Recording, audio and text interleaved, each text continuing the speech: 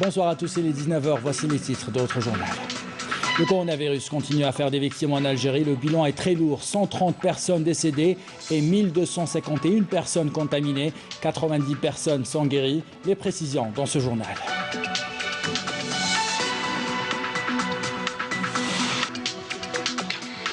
Arrêtons-nous ce soir sur les nouvelles décisions du Premier ministre Abdelaziz Jarrad. Plusieurs secteurs pourront continuer leurs activités dans le respect des règles d'hygiène et de la distanciation sociale. Le grand format de ce journal nous emmène au cœur du service de pneumologie de l'hôpital de Bni Messous. Les patients rencontrés décrivent une maladie éprouvante, une convalescence très lente. Les premières réactions dans ce journal.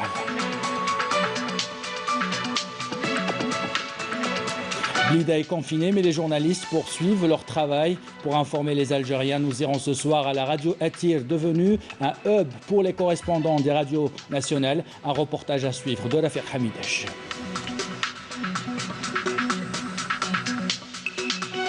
Et nous irons aussi à Rome, en Italie, pour prendre des nouvelles d'une famille algérienne. Comment vit-elle le confinement? Comment garde-t-elle le moral et le lien avec l'Algérie? Réponse en images à la fin de ce journal. Voilà pour les titres. Bienvenue à tous. On entame ce journal par le bilan quotidien des décès et des contaminations. L'Algérie compte à ce jour 130 personnes décédées et 1251 personnes contaminées au coronavirus. 25 décès et 80 nouveaux cas de contamination ont été enregistrés durant les dernières 24 heures. 90 personnes sont guéries. Le bilan a été communiqué cet après-midi par le porte-parole du comité scientifique de suivi de l'évolution de la pandémie du coronavirus. Jamal Fourar, on l'écoute. En Algérie, nous avons enregistré ce jour donc 25 décès, ce qui porte maintenant le nombre de décès à 130 décès. Et si nous voyons un peu la répartition des décès, nous voyons que les tranches d'âge les plus touchées sont essentiellement les personnes âgées de 60 ans et plus, qui représentent quand même 87% de l'ensemble des 130 décès. Et si nous voyons un peu la répartition des décès au niveau des différentes wilayas, Alger et Blida représentent près de 50% de l'ensemble des décès. Blida avec donc 26% de l'ensemble des décès, soit 34 décès. Et Alger avec 25%, soit 32 décès. La situation des cas confirmés a connu donc une augmentation de 80 cas confirmés aujourd'hui, ce qui porte le nombre total de cas à 1251. La répartition par âge de ces cas confirmés, nous voyons c'est essentiellement deux tranches d'âge qui sont les plus touchées, les plus de 60 ans avec 37%, avec un effectif de 448 cas, et également la tranche d'âge de 25-49 ans avec 36,5% pour un effectif de 442 cas. Si nous voyons un peu la courbe donc, depuis le début du mois de février à ce jour, nous voyons que nous sommes en expansion graduelle du nombre total de cas confirmés. La répartition par âge également, par sexe des cas, et nous avons 721 hommes et 530 femmes. Si nous voyons un peu la situation épidémiologique au niveau de la wilaya de Blida, il y a 34 décès, donc, comme je l'ai dit, et donc la répartition également touche essentiellement les sujets âgés de 60 ans et plus. Au niveau donc, de la courbe, donc, il y a 21 cas parmi les 34 qui sont âgés de plus de 60 ans. Alger, donc, avec 207 cas confirmés et avec 24 nouveaux cas aujourd'hui. Donc également la répartition des décès par tranche d'âge est donc également la même que celle de Blida. Donc 60 ans et plus, c'est 19 cas.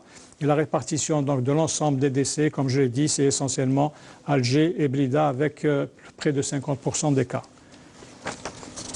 Voilà pour ce bilan. Ce communiqué maintenant du Premier ministère. En application des directives, des directives, le président de la République et conformément au décret exécutif numéro 2069, 2070 et 2072, ainsi qu'aux dispositifs organisationnels initiés pour leur mise en œuvre dans le cadre des mesures de prévention et de lutte contre la propagation du coronavirus Covid-19 sur le territoire national. Le Premier ministre Abdelaziz Jarrad a pris ce samedi 4 avril 2020 un décret exécutif contenant les dispositifs ou les dispositions suivantes. Extension de la mesure de confinement partiel à l'ensemble des wilayas du pays, à l'exclusion de la wilaya de Blida qui demeure soumise à une mesure de confinement total.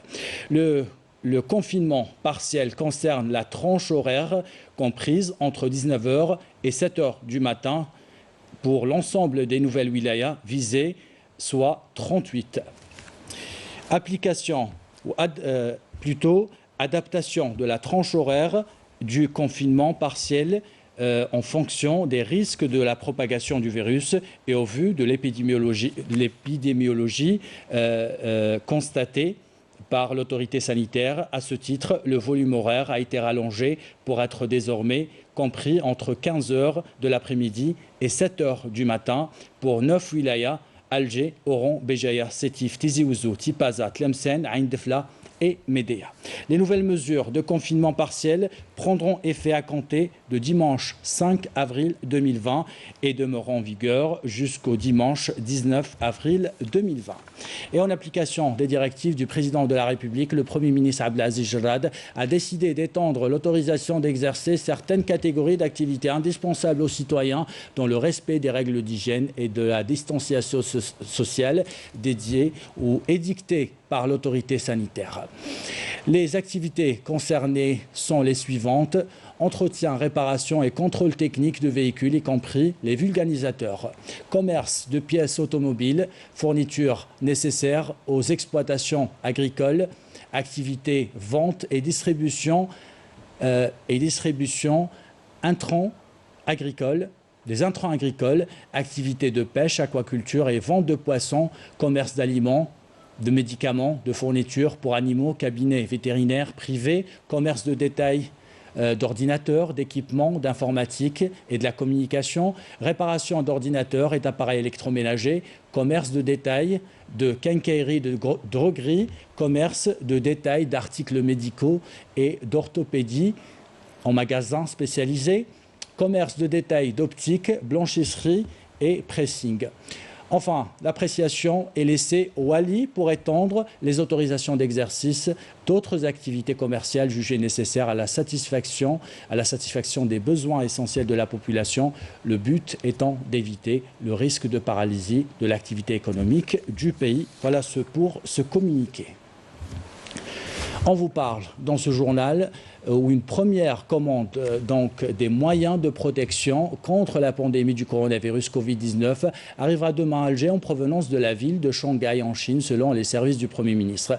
Cette première commande faite par la pharmacie centrale des hôpitaux est composée de 8,5 millions de masques type 3 plis et 100 000 masques filtrants type FFP2, précise la même source. Le Premier ministre Abdelaziz Jarrad et le ministre de la Santé, de la Population et de la Réforme hospitalière, Abdelrahman Ben Bouzid, seront présents pour la réception de cette première commande.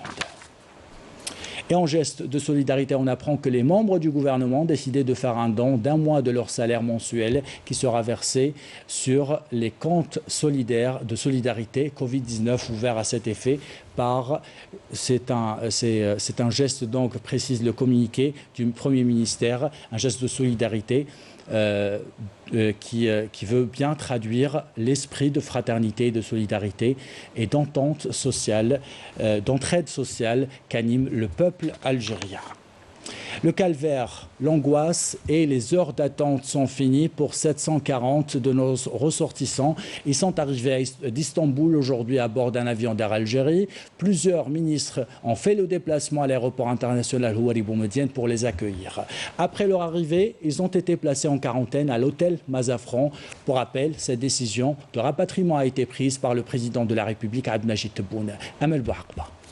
Voici l'aéroport Houari Boumediene ce matin. Des équipes mobilisées à tous les niveaux pour accueillir dans les meilleures conditions les ressortissants algériens bloqués à Istanbul, en Turquie, rapatriés par l'Algérie. Vers 3h30 du matin, le premier avion d'Air Algérie arrive avec à son bord 269 personnes accueillies par des membres du gouvernement.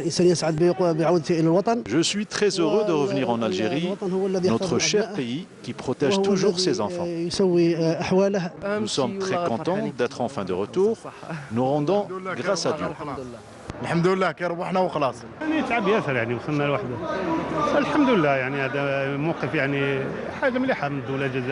Nous saluons la position honorable de l'Algérie qui a décidé de rapatrier ses ressortissants bloqués à l'étranger. Il s'agit là d'un premier groupe de nos ressortissants bloqués en Turquie suite à la fermeture de l'espace aérien à cause des risques de propagation de la pandémie de coronavirus. Ces personnes seront transportées et placées en quarantaine dans des hôtels publics équipés de tous les moyens assurant leur confort et leur prise en charge sanitaire et les soins en cas de nécessité.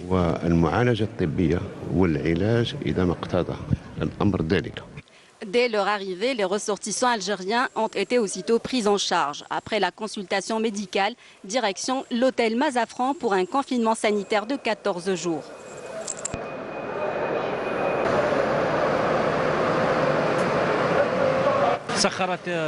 L'ETUSA a mobilisé 42 bus pour transporter ces ressortissants vers leur lieu de confinement sanitaire à Mazafran.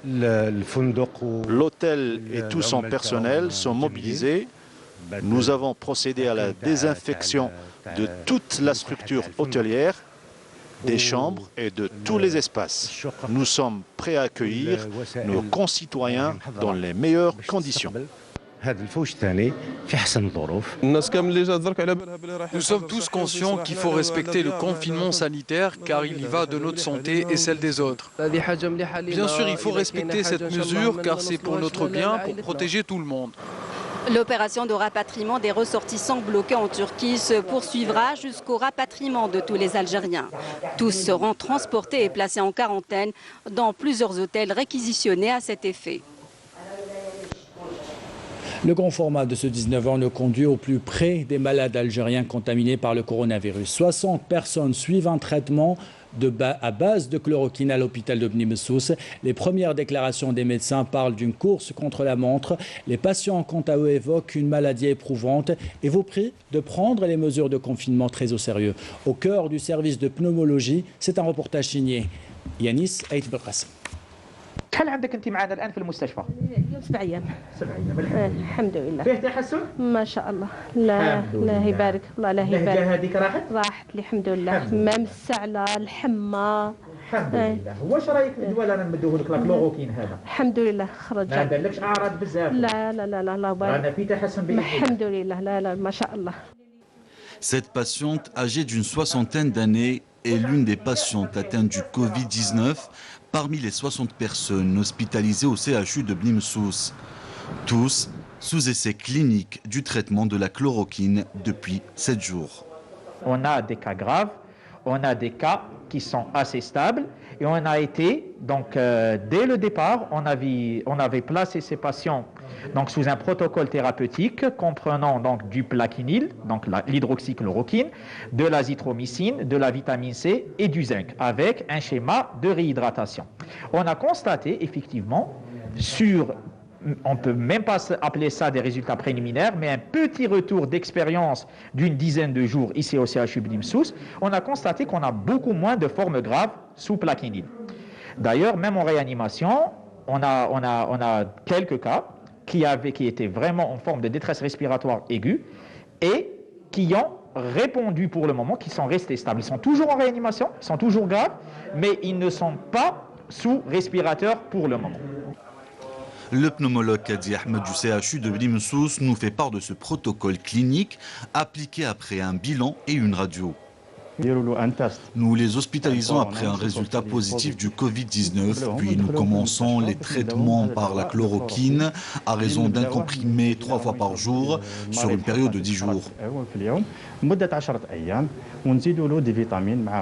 Nous lui ajoutons des vitamines, à savoir le zinc et la vitamine C, pour augmenter son immunité. Et dans le CHU de Bni Messous, nous avons appliqué ce traitement clinique sur 60 malades. Et de prime abord, nous avons des résultats plus ou moins positifs. D'ailleurs, certains des patients ont quitté l'hôpital. Ceci dit, le confinement reste nécessaire.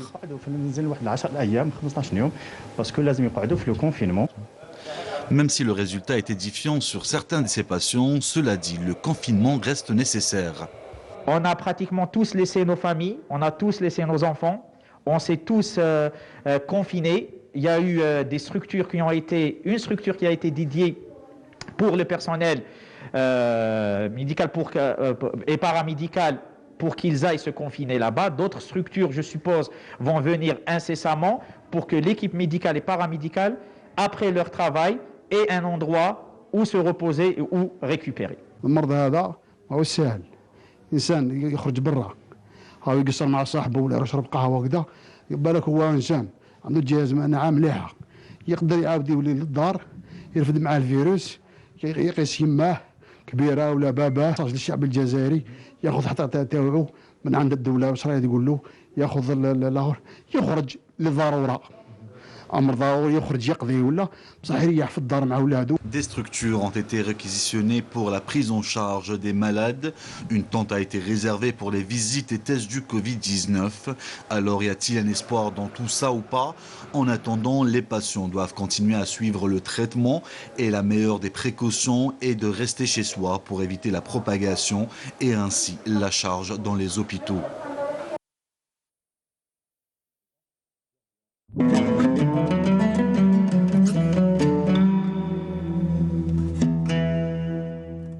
بسم الله الرحمن الرحيم إن الصلاة كانت على المؤمنين كتابا موقوتا صدق الله العظيم.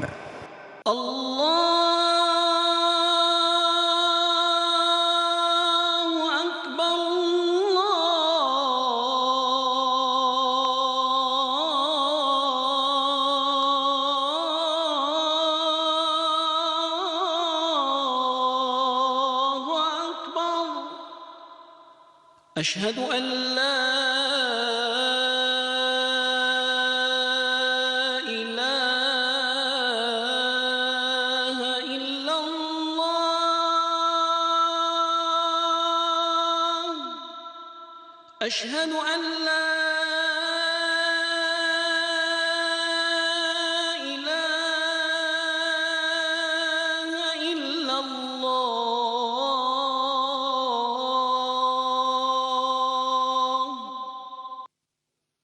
أشهد أن محمدًا رسول الله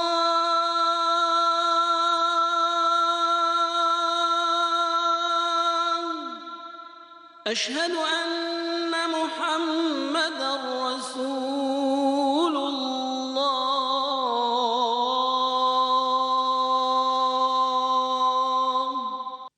حي على الصلاة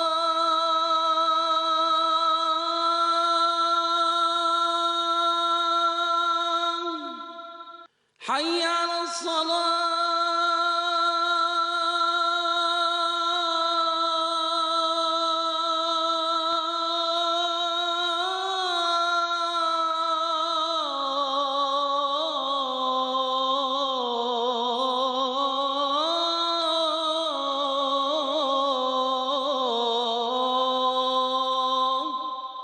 حي على الفلاح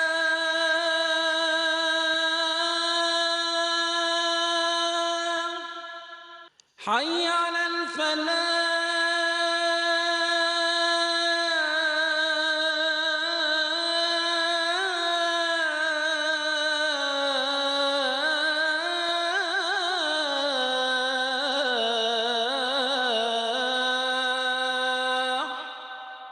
الله أكبر الله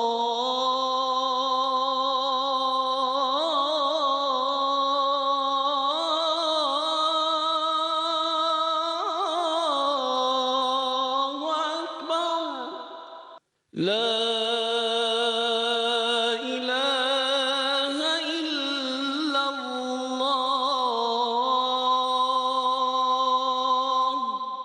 اللهم رب هذه الدعوة التامة والصلاة القائمة آت محمدا الوسيلة والفضيلة والدرجة الرفيعة وابعثه اللهم مقاما محمودا الذي وعدته. C'était l'appel à la prière d'El Maghreb pour Alger et ses environs. Taqabbal Allahu salat al-jami'. Vous en conviendrez, préserver sa santé commence par le respect des mesures de confinement. À Tlemcen, où le confinement est partiel, les règles sont respectées dans le centre-ville. Mais qu'en est-il des petits villages? Eh bien, vous allez le voir que les mesures dictées ne sont pas toujours respectées. Reportage Mohamed Selmi, commentaire signé Naïma Chekchek. Cette grande artère de la ville de Tlemcen répond bien aux mesures de confinement instaurées depuis la sévérité du Covid-19. Mais qu'en est-il de la campagne tlemcenoise? Au village Oued Zitoun, la vie quotidienne est semblable à l'avant-coronavirus et à chacun sa raison, que la raison interroge. Moi, je sors dehors, mes enfants, eux, ne sortent pas. Je ne peux pas rester toute la journée à la maison. Tu ne peux pas rester cloîtré toute la journée chez toi. Je sors pour me promener un peu. Celui qui ne travaille pas, que peut-il faire? Le confinement sanitaire? Tu es là, sur place, tu ne gênes pas.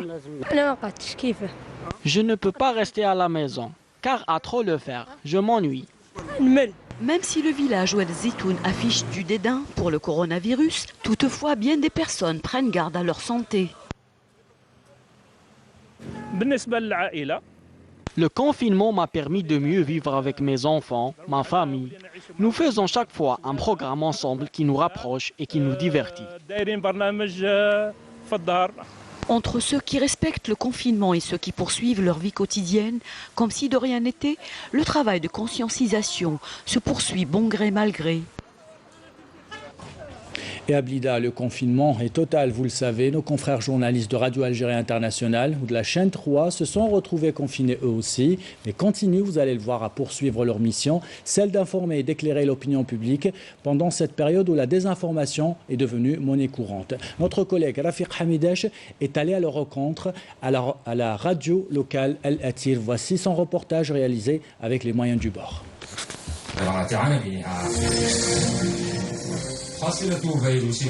Confinement ou pas, l'info continue ici à Blida malgré les conditions difficiles. À la rédaction de la station régionale de Blida, première chose qui nous interpelle, ce sont les flacons de gel désinfectant et les masques de protection devenus un accessoire aussi important que les nouveaux gestes adoptés par les journalistes et techniciens. Les conditions, c'est la peur, c'est la crainte d'être contaminé par ce Covid-19, mais on prend toutes nos précautions. Bon, moi, je travaille donc pour la radio Chaîne 3, je fais mes directs, je fais du reportage, je sors sur le terrain, je fais mes constats de visu, et je relate un peu la situation, l'état de la situation ici au niveau de Blida. Depuis plus de 10 jours, après rentrer en vigueur le confinement total sur la wilaya de Blida et qui va s'étendre jusqu'au 19 avril en cours. Bien sûr, nous, journalistes et travailleurs à la radio de Blida, nous sommes là, on assure notre travail. Avec cette pandémie, les journalistes essaient d'éviter le plus possible les déplacements en utilisant le téléphone et les réseaux sociaux quand la situation le permet. On se contente des appels téléphoniques, on se contente des envois de nos correspondants qui sont sur le terrain, chacun sur son lieu d'habitation. Bien sûr, il y a Lafron, il y a Boufarik, il y a Bougara, il y a Abouinan. On ramène de la matière, le travail se fait soit à la radio, soit à la maison avec le logiciel.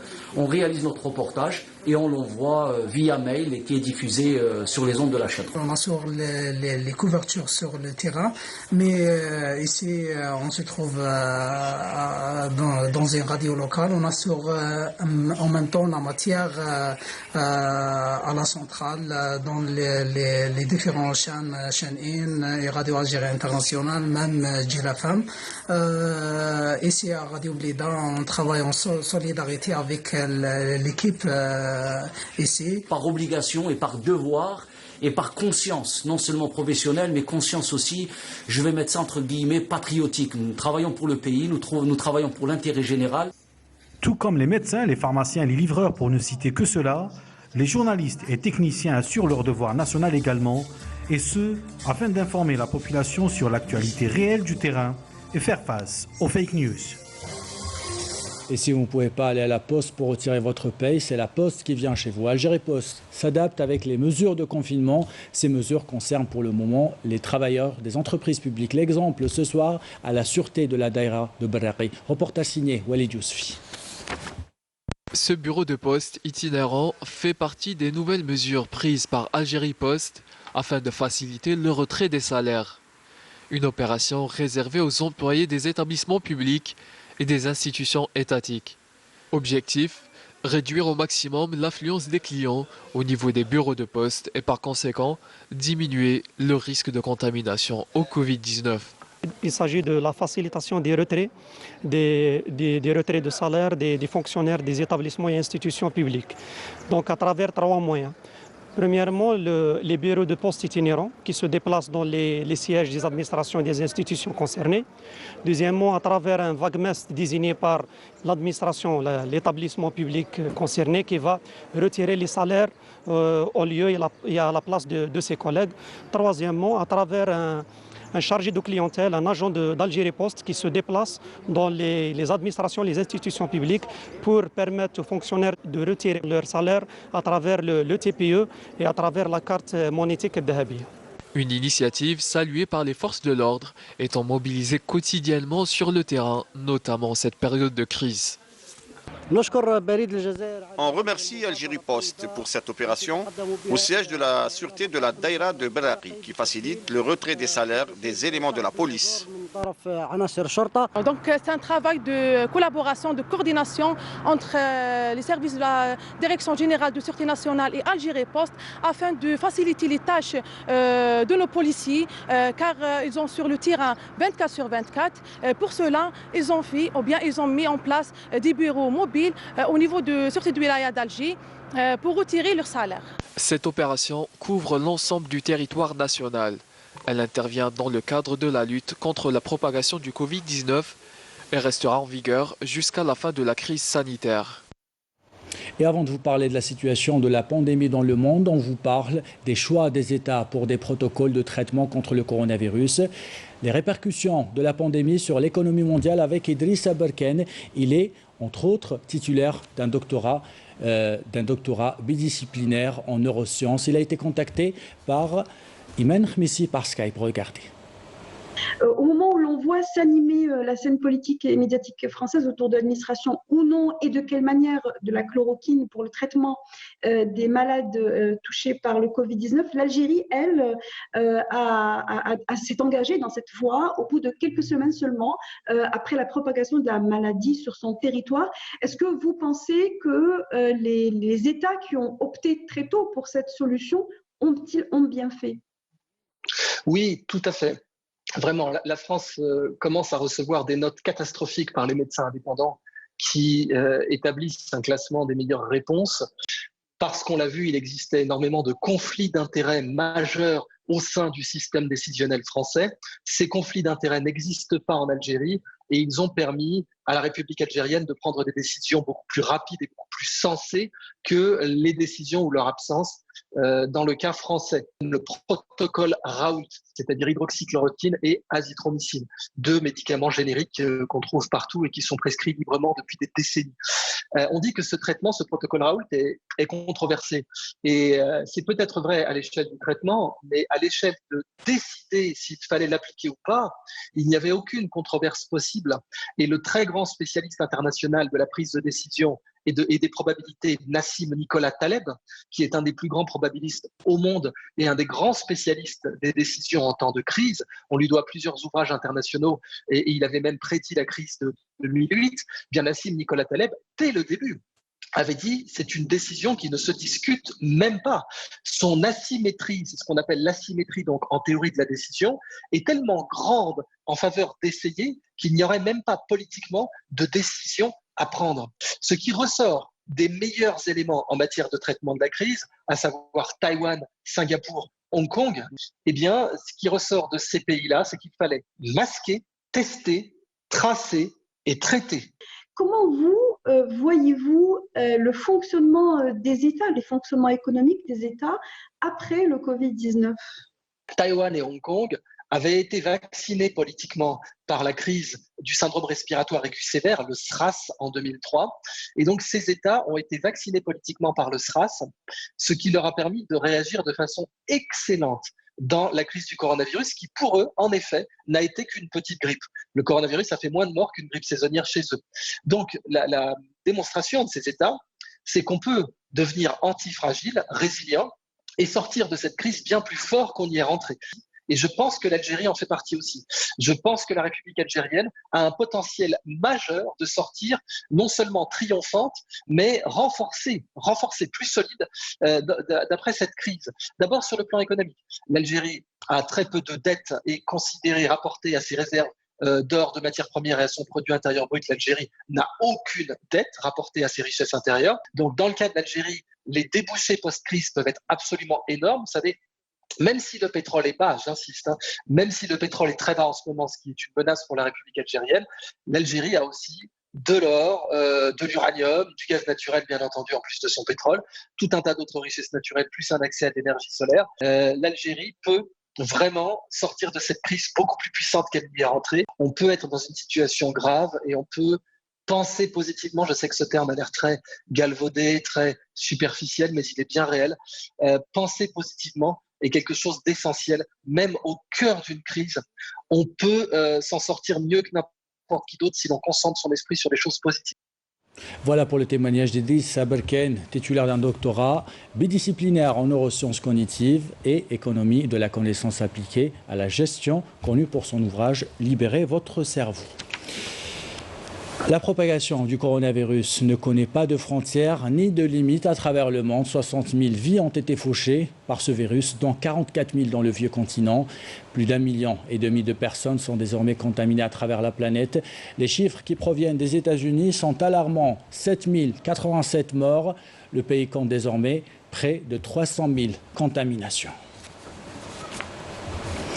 Ce virus qui a créé un nouveau monde en confinant l'ancien. Nous allons prendre maintenant la direction de l'Italie pour prendre les nouvelles d'une famille algérienne qui vit à Rome, la famille Hamadesh, qui n'a pas été infectée donc par ce virus. Elle reste confinée. Mais à quoi ressemble son quotidien? Réponse en images dans ce reportage signé Souhila Dahmoum, commenté par Amel Barba.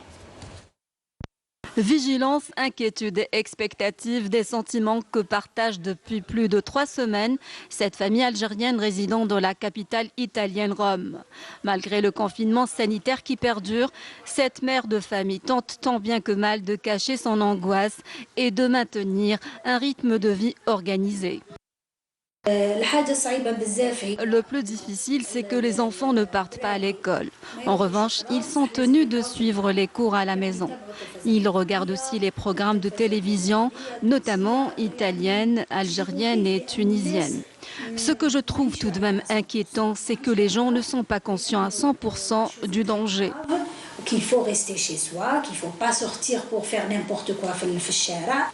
On ne sait pas كما نقولوا حنا بالعامية في الساعة الناقصة منين واحد تقدر تجيه الإصابة. Pour cette mère de famille avisée, pas question de laisser l'anxiété prendre le dessus. Mieux vaut prendre les choses du bon côté et tirer profit de ce confinement. La chose positive de ce confinement sanitaire, c'est que notre famille est tout le temps réunie. Les enfants profitent aussi de leur père qui, de par son travail, était souvent absent. Nous sommes pratiquement en relation avec l'Algérie à tout moment de la journée. Je suis en permanence en contact avec ma maman et mes frères. Ils s'affolent à chaque fois qu'ils voient que le bilan des contaminations et des décès s'alourdit en Italie. Est-ce que vous pouvez nous expliquer pourquoi? Donc دايما في تحاور ودايما يعني نحكيو يعني مع بعضنا presque tout le temps. Rester confiné chez soi, la meilleure manière de se protéger et freiner la propagation effroyable du Covid-19.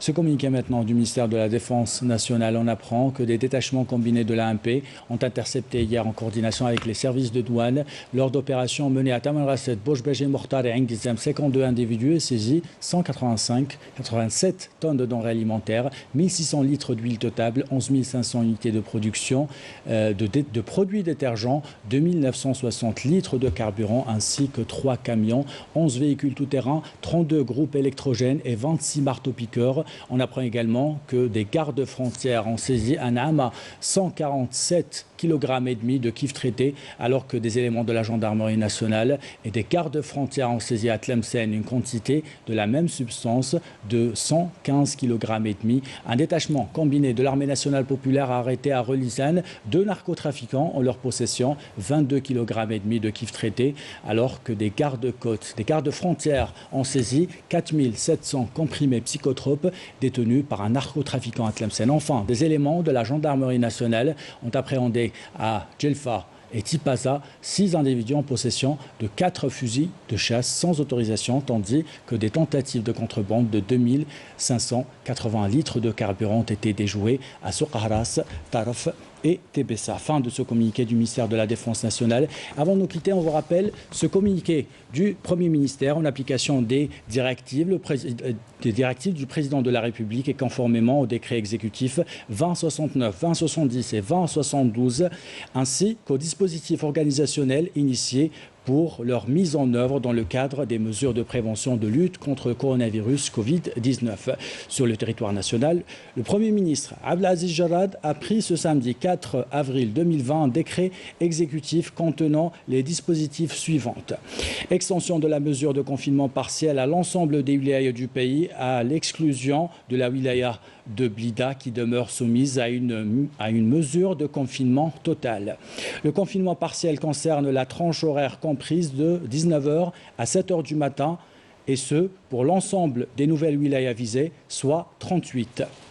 Adaptation de la tranche horaire du confinement partiel en fonction des risques de propagation du virus au vu de l'épidémiologie constatée par l'autorité sanitaire. À ce titre, le volume horaire a été rallongé pour être désormais compris entre 15h de l'après-midi et 7h du matin pour les 9 wilayas Alger, Oran, Béjaïa, Sétif, Tizi Ouzou, Tipaza, Tlemcen, Ain Defla et Médéa. Les nouvelles mesures de confinement partiel prendront effet à compter de dimanche 5 avril 2020 et demeureront en vigueur jusqu'au dimanche 19 avril. C'était la dernière information dans ce journal. L'équipe de la rédaction qui l'a préparé, l'équipe technique qui l'a réalisé, vous remercie de l'avoir suivi. En bas de votre écran, les adresses web pour le replay de vos programmes. Belle soirée à tous.